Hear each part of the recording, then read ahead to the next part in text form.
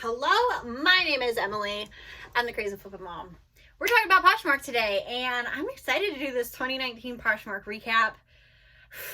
If you like reseller related content, like the video, subscribe, tell your friends. I used to do Instagram lives. I'm just not doing them this month, and so I have a lot to say. And Poshmark has been doing some funny things, and so I'm excited to say it. If you are interested in getting into the reseller world, Poshmark is my number one platform. I tell people you should start listing because it's easy. It's an easy platform. Also, my mama always told me that if you're going to say some bad stuff about something, you have to bookend it with compliments. So that's my first compliment about Poshmark. It's an easy platform to list on. No, I don't have a ton of bad stuff to say. I just have some real thoughts about Poshmark. 2019 has been a really interesting year. And here's like some generalized thoughts. You know, when I have some bad things to say, I don't want to like be mean about it, so I say important sounding words. I think that they have grown so fast. They're trying to adapt, and they have made some mistakes. And that's okay. That's okay. They're allowed to make mistakes and come out with bad updates. That's totally okay. But I want to talk about them too. I want to talk about the updates. I want to talk about some updates that I don't really understand. Talk about some mistakes. Honestly, you can't ever knock Poshmark. They always take the community, let's love each other road. And that is why I love Poshmark. If you have ever met Manish and the leaders, the founders of Poshmark, that's actually their heart. They love each other. They love the community. So they make updates to see, will this work? And some of the stuff doesn't work. They take it down and they're like, this did not work. But you really can't knock them for trying. They really try to stay relevant and active. That's not a bad thing. You have these platforms or these like social media sites and other things like these apps, and they have no social media presence, and nothing is more maddening when you're trying to connect, like Mercari, you're trying to connect with somebody and they don't like check their Instagram, they don't do email, they don't have a phone number. That's maddening. So as much as I have to say about Poshmark, it is nice that they're on Instagram. They don't have a phone number, but if you tag them in a post, they're gonna connect with you. That's crazy to me. I started 2 years ago selling on this platform, and I remember vocalizing why I love Poshmark, and it's this. They create a great seller experience. I was blown away because I just remember being on eBay for a short time and thinking, this is just for the buyers. Like if I was buying, I would love eBay. And now I'm kind of semi on eBay. When I mean like semi on eBay, I have 9 listings. And for some reason, I'm selling every day. I sell one item. But I thought it was genius because as a seller, I have the closest relationship to the buyer of anybody at Poshmark sitting in a chair right now. So if I am happy, if I'm having a great seller experience, I'm going to probably create a great buying experience. I love that. So there have been some updates that I think, what the heck are they doing? I hope they're not moving in the direction of like trying to attract more buyers by doing this crazy nonsense. I think they're always trying to bring new updates to the platform to make it attractive. I don't know. They're growing crazy fast. That's that. And they're going to make a ton of mistakes trying to keep up. And that's okay. That's okay. We can all make mistakes. Because honestly, I've met them. I've shook their hands. And they're the most genuine, nicest people I've ever met. So I can totally give them a pass on most of the stuff they do. That being said, if you're getting on Poshmark, the actual app, and you're thinking, there's parties, there's followers, there's so many frills right now, what actually do I need to focus on? Which this is a common DM. You need to list every day and you need to share. Sharing your closet is like a free promoted listing. Now, I don't know if this year that you're watching this is 2019 or 2025. This will probably be relevant information no matter what platform, this is. You need to be active every day and you need to make sure that people can see your listings. The end. So 2019, what's Poshmark doing this year? The craziness. They really went hard on the markets, creating markets. As a seller, I hated when the first couple markets were kind of a fun idea. As a buyer, when I get on somebody's closet, it is nice that I can filter through the markets. Like I just want to shop kids or I want men's, whatever. Now they've gone off on this universe of markets nobody will ever need. That's what it should be titled. Markets you will never need, and they just went all in on it. That's all I have, probably all I have or should say about it, and I wish they would stop. As a seller, I didn't like when they came out with these market updates, but now as a buyer, I do see when you're filtering through people's Poshmark closet, it is nice to filter out the men's, the women's, the kids. That is helpful. They should probably stop. They should stop. These markets have gotten into the craziness world. You don't actually need them. Another thing, over the Thanksgiving break, you may have missed it, they came out with an update that allowed sellers to pick up taxes for buyers on their purchase. This one, I missed it because they took it down in not very long at all. I did get it like a screenshot of it, and I loved it so much. Like we're at freaking Applebee's or something. So as a seller, I could pick up the taxes on the buyer's shipping, okay, on their order. They took it down because obviously people were like livid. Why would I pick up taxes? You're already probably giving them a steep discount and a shipping discount, most likely on your store, then adding on taxes. This was an update, and this is what these are some of the updates that actually do concern me about a direction that nobody in Poshmark world should be walking in. Are we walking into the let's create a great buyer's experience where we do free shipping and free returns?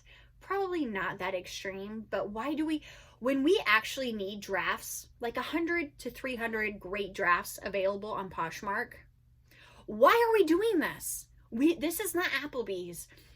If as a seller I could upload 300 drafts that I could list throughout the week, that would be helpful. I have a lot of passion about this, guys. So there are some updates that I think, okay, this is just a funny thing. Like the school supplies market that came out after the school season started. Like that is so funny that was approved and that happened. I actually laughed. That made my heart genuinely happy. This taxes really made me think this is not a great sign or a great direction that they're moving in to give the buyers this is not a good sign for sellers that they're doing this or moving in this direction when there are, let's talk about the open case situation over on Poshmark. Hasn't been touched since the beginning of time, probably, and is a bit flawed. If you have an open case, a lot of them sit at least a week without getting any attention to. And I understand that if they open cases and start looking at them, reconstructing them, did I say that word right?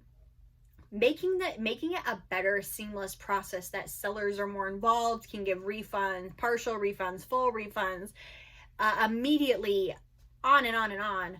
Like that's a lot to do. It's not just like a button you push. I understand, but that's a process that needs to start on the platform. I don't know if it's ever been updated. I've been on the platform 2 years. It's always looked the way it has. And when a buyer has an open case and their open case sits there for at least a week without a response, that creates buyers that never return to the platform. That is something where that would be like a good use of time to work on. Another update they're coming out with is, and I actually went to Posh Fest. I saw this in person, and I don't even know if I could vocalize it in a great way that makes sense, but here it goes. You can put some sort of boomerang or video attached to a listing. So you could wear a blazer on Instagram and then attach it to your Posh or put it on Poshmark. So now it's not just a picture, now it's in video form, like attach social media somehow to your closet. Again, this is a really cool idea and people took a lot of time doing this. So I'm not downplaying the work that they did.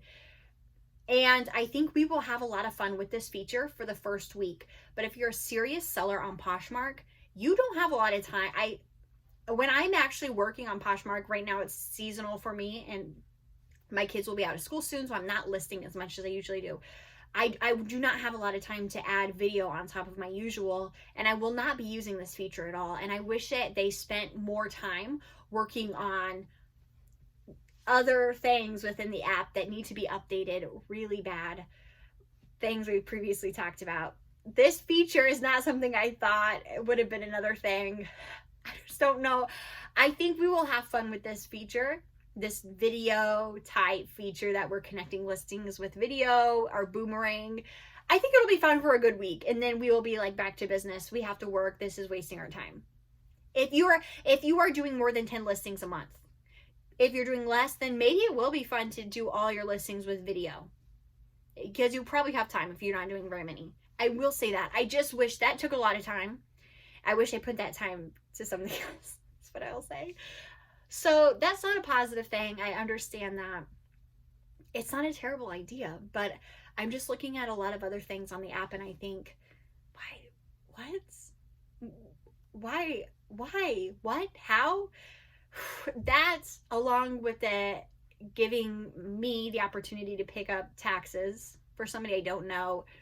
I have thought a lot about this, and I think what is going on the platform, I'm not really sure.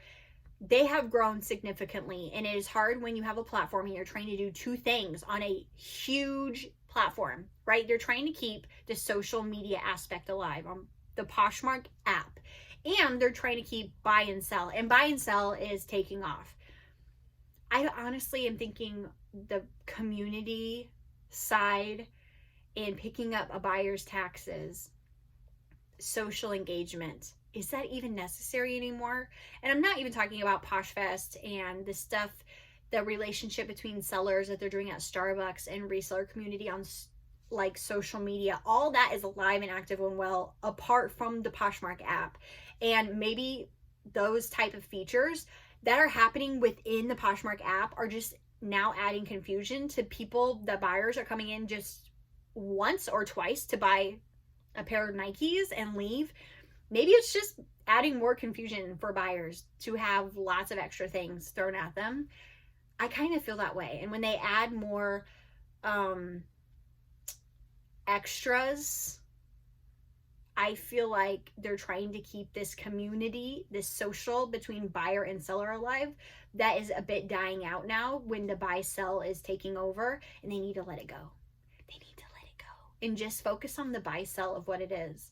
Poshmark is a buy sell trade like app now, not buy sell trade. It's not a trade. It's a buy sell app now. And that community is alive on other places for sure. The community, the Poshmark love, that family, the resale, whatever, that's Posh parties are happening. But when you create like updates within the platform to cater to those, I feel like it's starting to create some confusion when you have millions and millions of users logging in just for one item and logging out, and they're not really interested in community with a seller, right? I think that's a seller's job to create that relationship. If you're like a brand through Instagram and you want to like build repeat customers for your brand through Instagram, that would probably fall on you, not Poshmark. I don't know. That's my 2 cents. That's my 2 cents. And I just kind of wonder sometimes they're creating new additions that I think you gotta stop. You gotta stop moving in the wrong direction. Anyways, I do love the platform. It is still easy to use. They are coming out with some new things that I don't understand, but I'll give them a pass. I always give them a pass. I actually have always a good laugh, and then I give them a pass because you can't hurt them you can't like knock them for trying, because they are trying so many things. They have a great social media presence. If you tag them in a post and ask them a question, they're going to respond to you. I could just keep going on with things I hope they do in 2020 a little bit differently.